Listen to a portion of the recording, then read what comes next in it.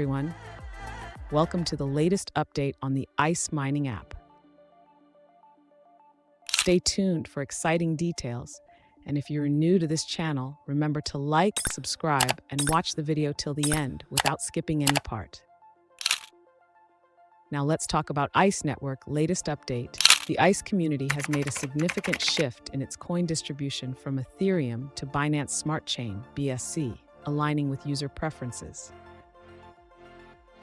If you use OKX Wallet, MetaMask, or Trust Wallet, you can smoothly continue using your current addresses on BNB Smart Chain.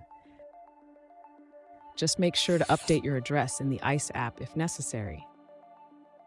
And keep your app up to date for the latest features.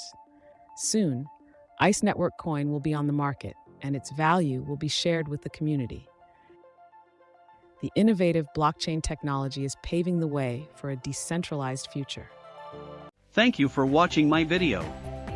If you found it helpful, please like and subscribe to my channel for more content. Don't forget to leave your comments and share this video with your friends. Stay tuned for exciting videos coming soon. Thank you.